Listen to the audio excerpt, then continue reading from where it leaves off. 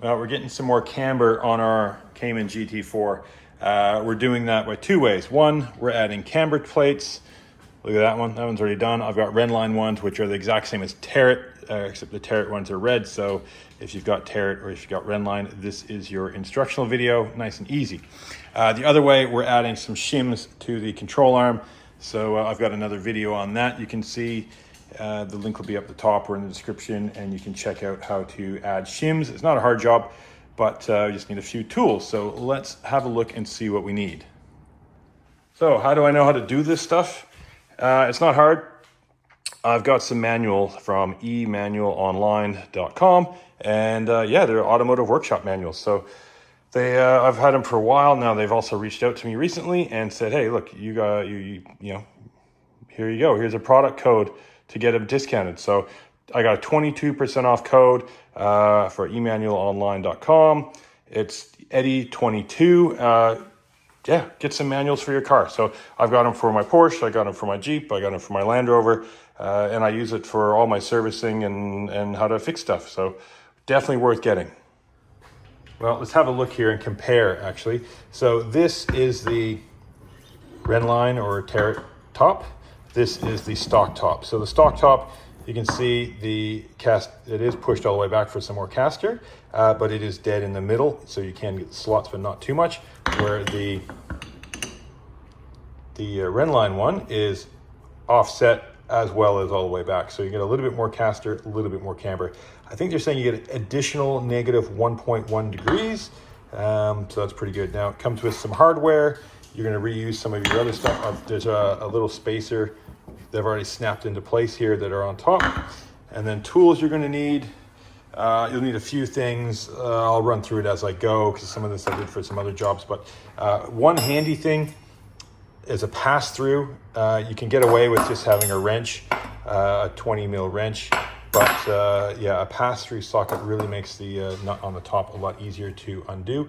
And then a few assorted other things because we got to undo the sway bar. First thing we need to do is put these plates together. Now they do come with a somewhat set of instructions, which is okay, but we need to basically put some bolts, which will become the studs, into this here. So pretty simple. You got a starry little lock washer,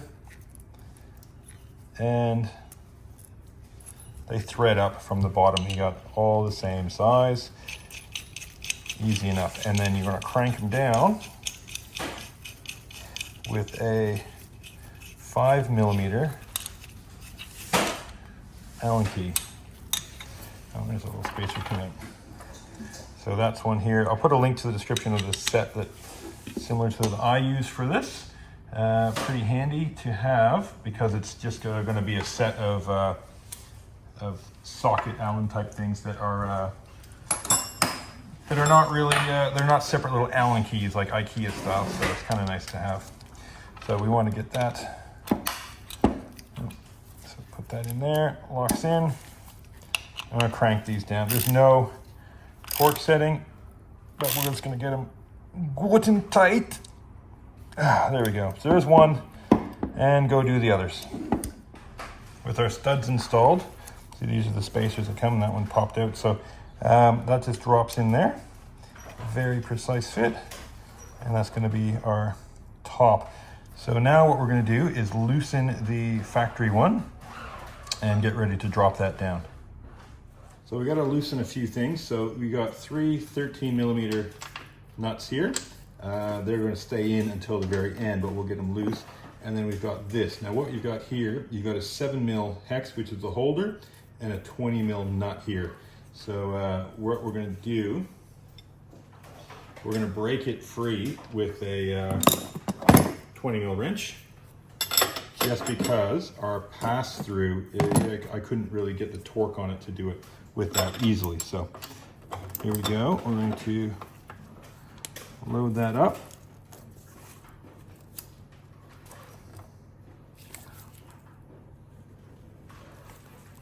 Pull and just break it loose.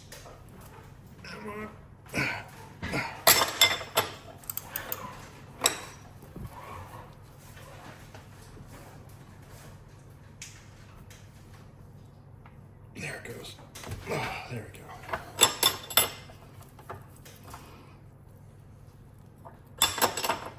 go. Okay. Now that that's done, we can set that wrench aside. Use our pass-through. So the way that works, got a big hole in it. So it goes over the top. And you put that on there.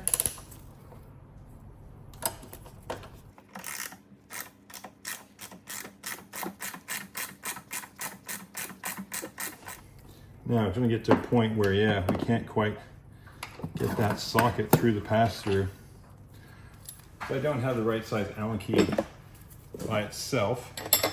I'm just going to use my wrench here. Unfortunately, I don't have a ratcheting in this size, but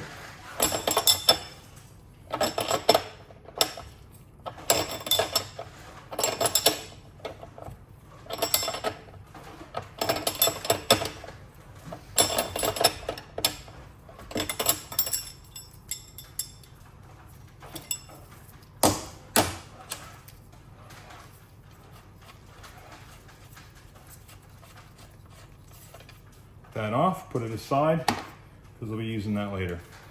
Now we need to go underneath and disconnect the sway bar.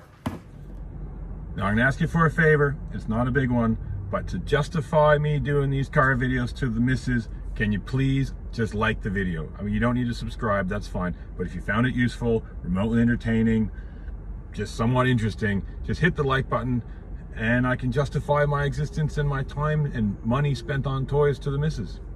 That's it. Now back to the show. Okay, up underneath, this is what we're going to be doing. So first off, we need to disconnect the sway bar. Now I've got a video on that because for adjusting the sway bar, so you can see there we're on our end hole, which is the softest of the three, so the furthest one out. So we need to disconnect this, and that'll give us room to drop the whole brake caliper and everything down and the top with it, and allow us to have some movement to take the old one off and put the new one in. So first we need to get that undone. So we need a 16 mil socket, and then there's a hole nut. It's a little Torx, and I'm pretty sure it is a T30 Torx. So I've got a whole video on that, but I'll quickly show you again. Okay, there is our bolt.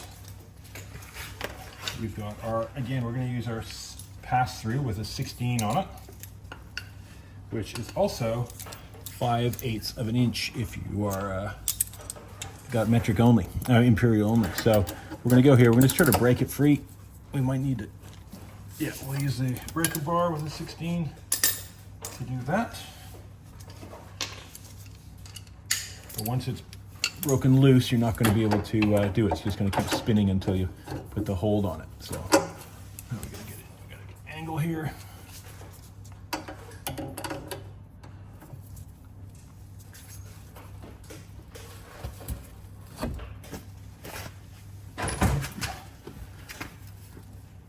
There we go. So that's moved. Now we can get that through. And look at that.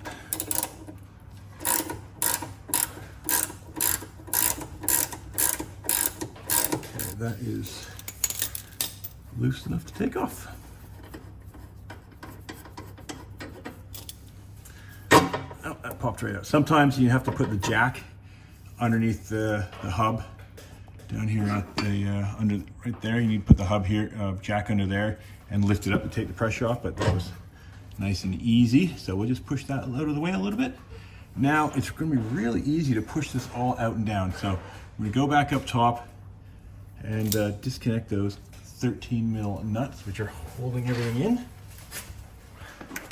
So we want to take, I've already loosened them right off. So just in case it dropped down, I didn't want to fall out. So I still left a couple turns on each one, so we just put those aside. Now we're actually, see, free and loose, that moves. So I'm going to go underneath here and pull it out. And so pull that right down, and then the top will just kind of wiggle up, because that's not bolted in anyway. should just pop off. You might put it back through. Put one nut on. Just needs a bit of squeezing. There we go. So with a couple of bolts put on, kind of wiggling it around back and forth, I get it to drop right out. So there we go. We are now separated. And I can loosen these, take these nuts completely off the top. So that is now dropped right down. So you can pull on it and it comes right off. So we'll just push on it a little bit more here. There we go. Couple pushes and it's off. Okay. Now that is completely separated. Show you. See, there you go. Top's still in there because I put another nut back on. And we'll just take those off and drop it out. So one hand underneath, one hand on top when doing the nut. And then we're going to put the other mount straight in its place.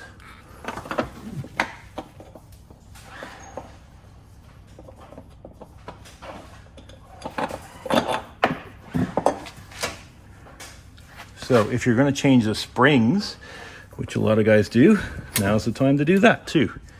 So you get to this stage, you can just change the springs over if you want to put a stiffer spring in. Alrighty, with the new plate, we'll just kind of get that in position.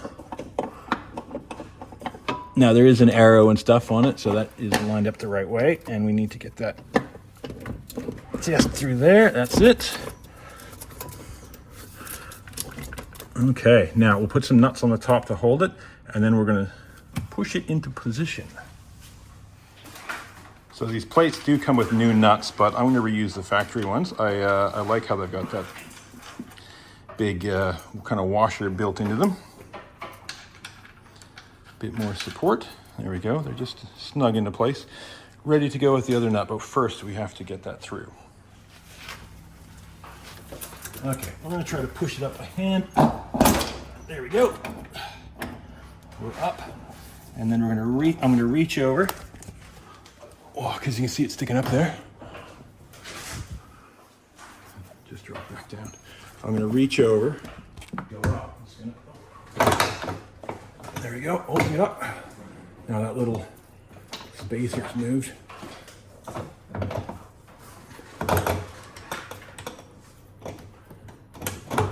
That's in position, and we'll get a couple turns on that, and that'll hold it. There we go. While we get everything, just double check the bottom spacer has not moved. That's good. So to get that kind of started, we'll come back with our box end wrench. There we go. And tighten.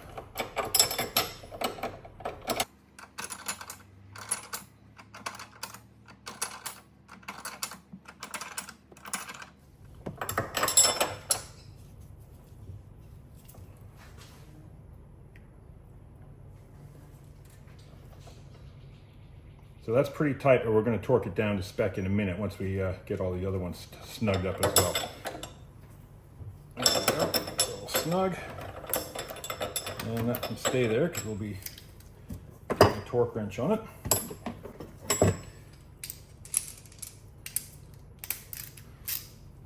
Now I want these over as far as they can go, so that'll give us a head start on the camber.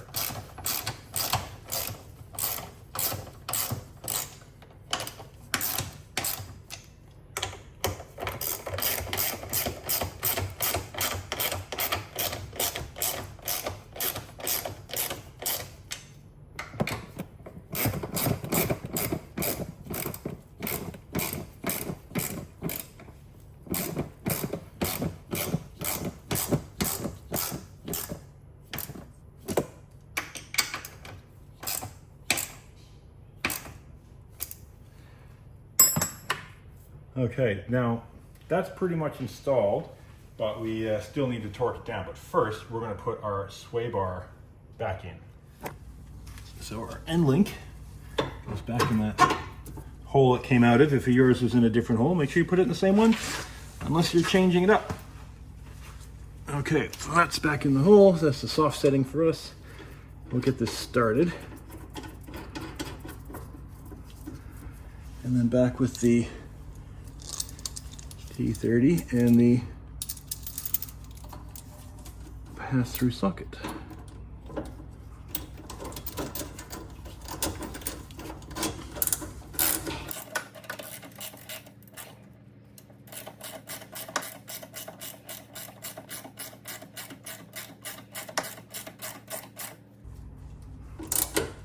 Okay, that's tight, but we'll torque it down in a sec. Uh-oh, did we jam ourselves in here? I think we might have. There we go. Okay, get our torque specs and we'll crank that down. I get various numbers off the internet for this torque setting. One of the GT3 ones says 45 newton meters, so I'm gonna go with that, which is not super, super tight, but it's, there we go. I'm gonna do 40, there we go, 45 newton meters on the end link. So now, unless you're gonna do the shims, which are the bolts down here, that's another video on that, we're done down here. So now it's back up top to torque things down up there. Okay, now how to torque this when you have to have this here? Well, the answer is a crow's foot. So you can buy a pack of these. I'll find some on Amazon. I'll put a link in the description. So you put that 90 degrees to your torque wrench, and like so, you can then torque down to spec. So put that on there. We've got the holder, 70 newton meters, which is pretty tight. Come on.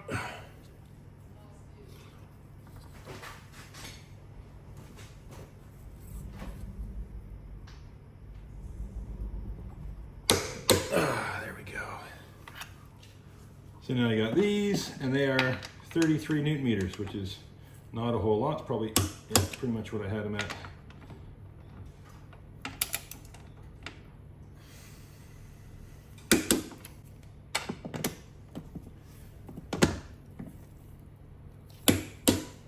There we go. That is your Rennline or Tarett Camber plates installed on a GT4 or 991 GT3. Camber plates installed. Look at the difference, how much more camber there is. That's way over. Thank you for these Rennline plates. Rennline and Tarett have the same plate, by the way. Sweet.